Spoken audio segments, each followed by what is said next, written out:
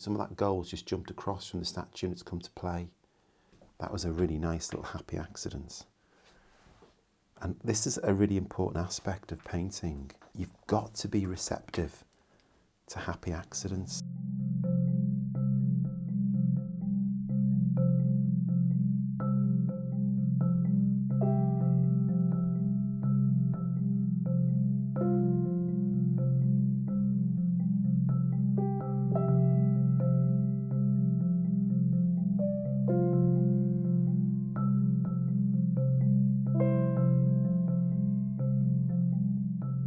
Hi guys, welcome to my studio today. My name's Ian Fennelly.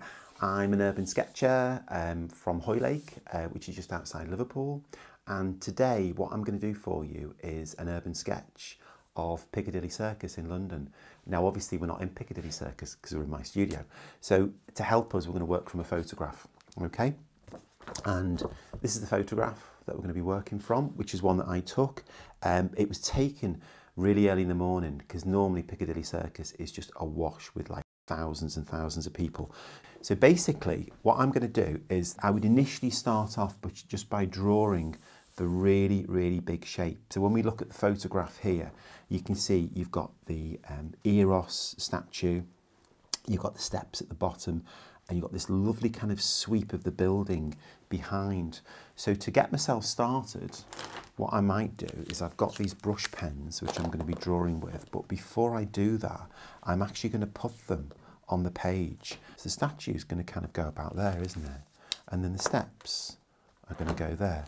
And then you've got the kind of sweep of the building behind, which kind of comes up this way. So that one there is introducing a little bit of the perspective as it goes down. And you've got the edge of that building just beyond the TDK and Sanu. So that's probably all I would do initially, just to try and visualize what's in front of me and trying to get it down on that page. And I will just start off very lightly, just drawing in the statue, just not worrying too much at this stage about any kind of detail. So this is almost now like another level of detail. The first level was just very simple lines. This is kind of going over things now, just bringing a little bit more shape and structure to what's going on. And I always find when you're on location and you're drawing and you've got to this stage when it really looks a bit of a mess, this is when you get lots of people gathered round and they're all looking at you. And they say things like, "Are you an artist?" And you say, "Yeah." And they say, "You're not very good, are you?" Because it just looks a mess. And you feel like saying, "No, come back in about 2 hours, because in 2 hours it's going to look really good." But they don't by then. They all go off to the shops.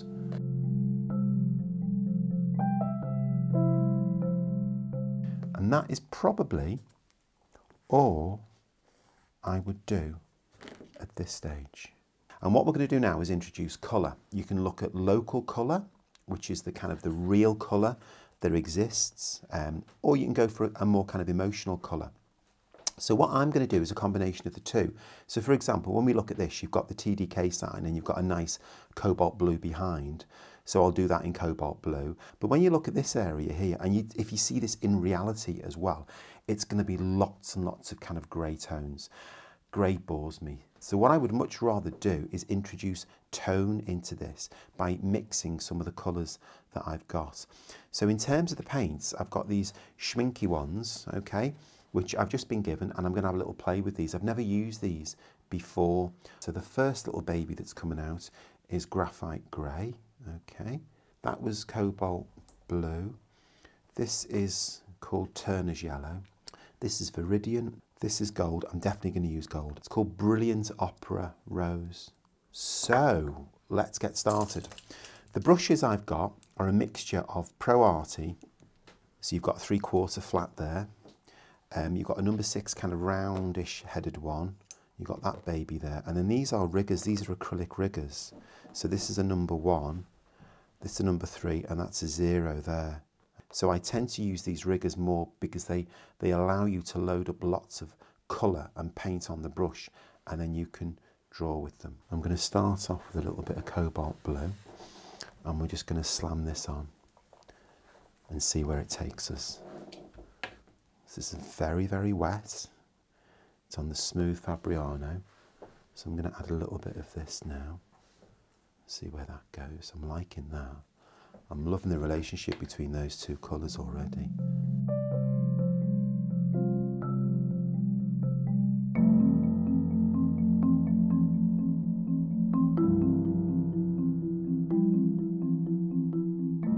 So do you see how I'm using this now? I'm using this as a drawing tool. Just real kind of fine lines. So this is nice. This is kind of like just mixing colours on top of colours here. This is just plain, because I've never used these schminkies before. So I don't quite know how they're going to behave for me. So the colours are all starting to kind of have their own little voice. So I'm going to do a little splash now. Just splash things in a little bit. And what this does is it just activates the page, just creates a little bit of energy into your picture. So if we go back to the photograph again, you can see you've got your statue here and your signage. You've got your old and your new, okay? Which is quite a nice little thing to be focusing on. So this is using local colour now. So it's not invented colour. That's all invented colour. So in a way, that's like arty colour. That's art in the sense that you are controlling the picture. You're deciding how you feel about stuff and what you want to express and how the picture works as a picture. Whereas this is to do with representation. Oh, that's nice. So some of that gold has just come across. Can you see some of that gold's just jumped across from the statue and it's come to play? That was a really nice little happy accident. And this is a really important aspect of painting. You've got to be receptive to happy accidents.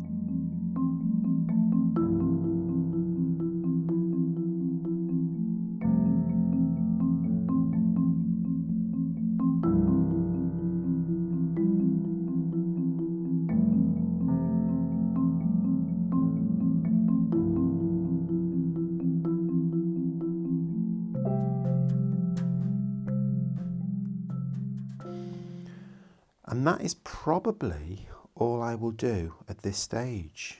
So this is just a background wash. This is just established the big shapes, bit of depth, little bit of kind of reference to really what's going on, but not too much. I mean, you look at the steps now, I mean, that's just a mess, isn't it? But I can't really paint that. I need to draw that. So I will now leave this to dry.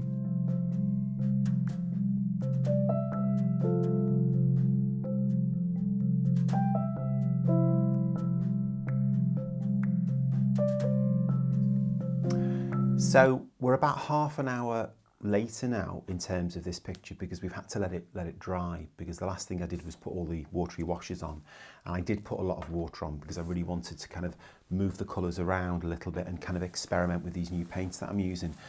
When you're left with something like this, which just looks like an absolute mess, it makes you start questioning, do you actually know what you're doing? Because it just looks awful. But that's when you've got to have faith in what you're doing. And all the workshops that I run for people and all the demonstrations, I show them this. I say, look, you've got to be prepared to kind of almost create a little bit of chaos on your page, because what you're doing is you're layering the foundations, you're putting background colours on. So the plan now is I'm going to start using the brush pens again. And these are great because what I can start doing now is calming things down. And I'm going to start .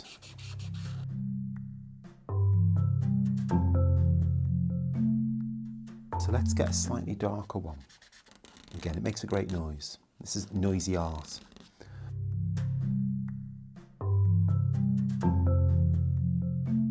I'm actually going to put these little railings in here now, only because I've just seen them and they're just going to add a little bit of structure to the picture. I wouldn't normally do this at this stage, but I just feel it needs it.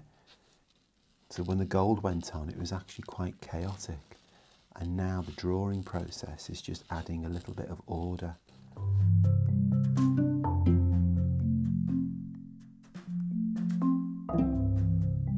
It's a really important part of the creative process, that you, as the artist, are in control of what's going on.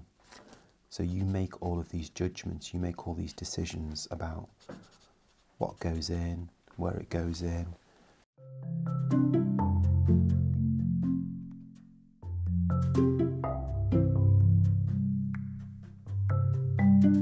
Starting to look a little bit more closely at things now. So it's all about breaking things down.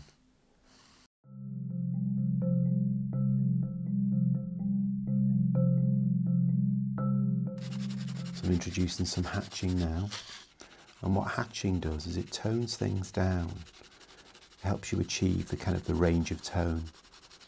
And it also introduces this amazing thing called texture.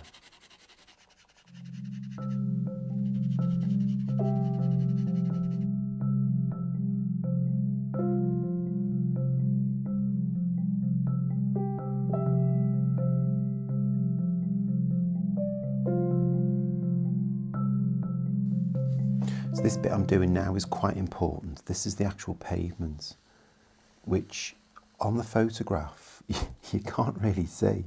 The pavement's a really big thing in this picture. I'm going to come back to that later. I've done enough for now just to kind of key it in.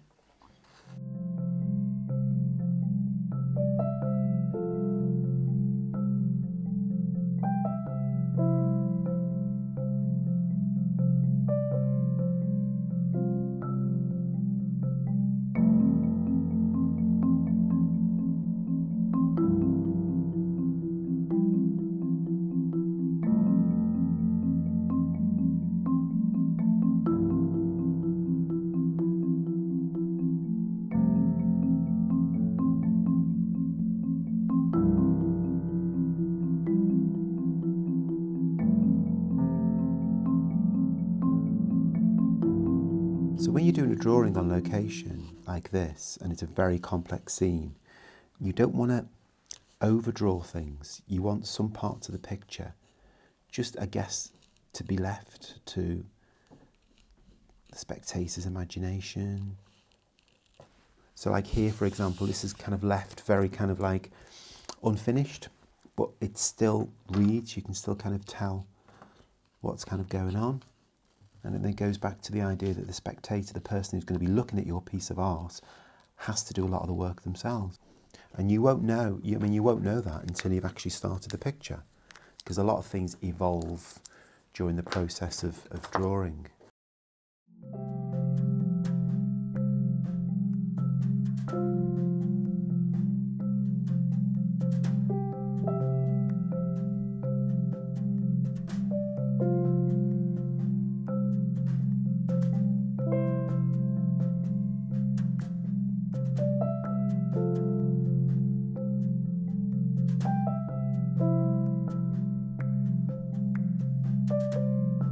Really, the focal point of the picture now has become almost a triangle, which has got all the content that you need, because you've got your steps, which will take you up the statue. You've got eros, which is holding things in place. That and that are kind of mirroring each other. I'm just going to do a little bit of painting.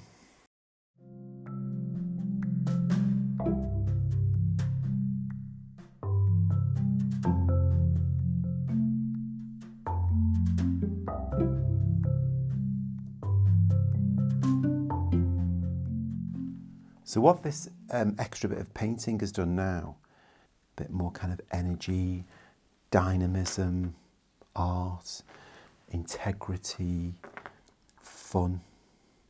Yeah, it's just added something that the picture kind of needed. And at that point, I'm going to stop and let that dry.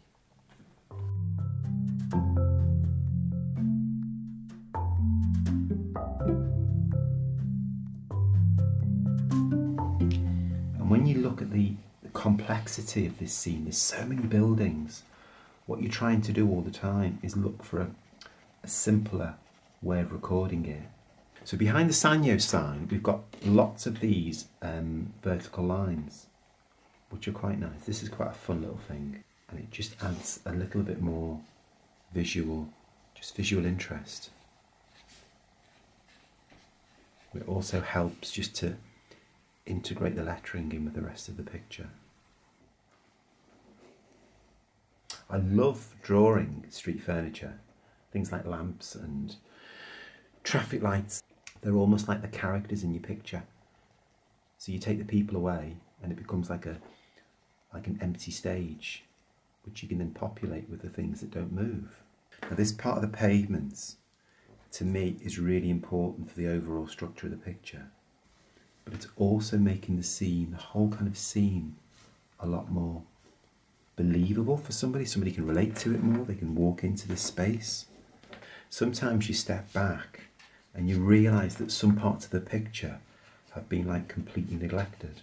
So like these windows, if I just show you on the photograph, these windows here on the Gap building, I've just kind of like marked them in at the beginning and I've kind of like just sort of left them. I haven't really come back to them. So these need a little bit of work on them now, because they just fell behind a little bit.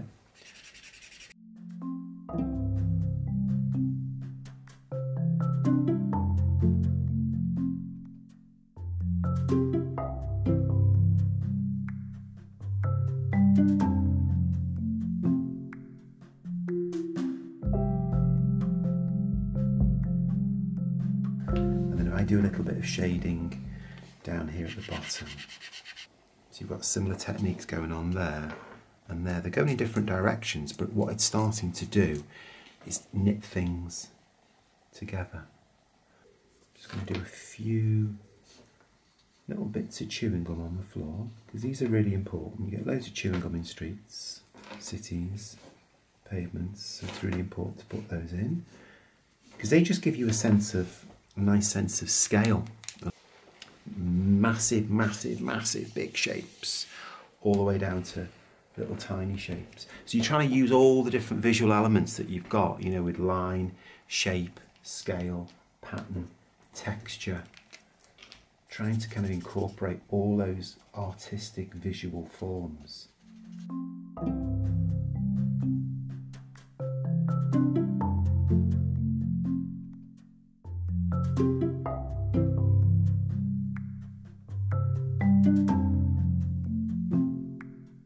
Now it's kind of, the picture now is talking back to me, and it's kind of saying, just be careful, because this is where you can kind of start overdoing things a little bit.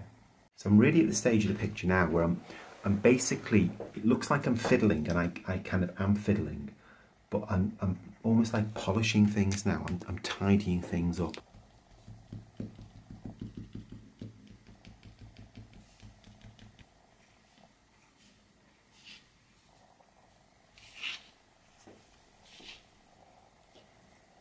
There's some parts of the picture which are really quite kind of unfinished, like here, but I kind of like that. I like that almost incompletion. And I think if I worked on that, it would just not add anything at all to the picture. It just wouldn't contribute anything at all. And that's a really hard thing to sort of learn.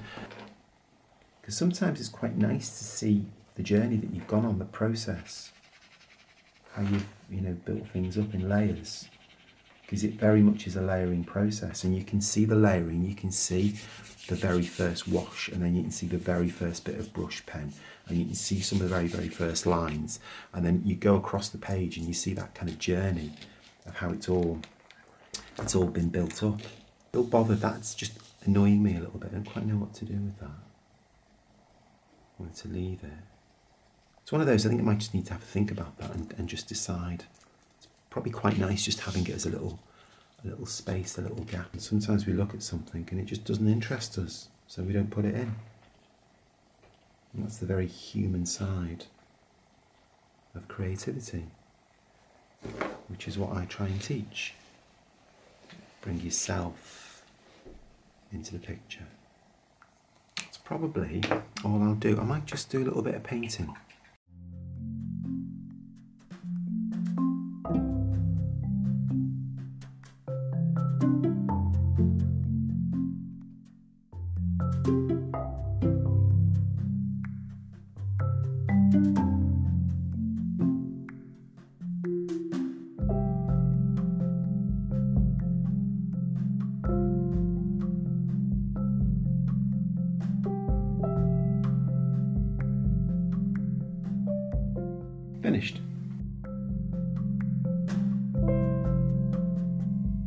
So this is my completed piece of Piccadilly Circus, which has taken me, it's probably taken me about 2 hours, but there's only actually about an hour and a half physical work, because in between that there was about half an hour of drying time. Obviously I've worked from a photograph, so I've worked from this guy, which is actually a little bit dark really. I should have lightened it because there's some bits around here which are really kind of hard to work out, but I've just left them kind of ambiguous really, and let the kind of the artiness of the paint and the pen do that kind of work for me.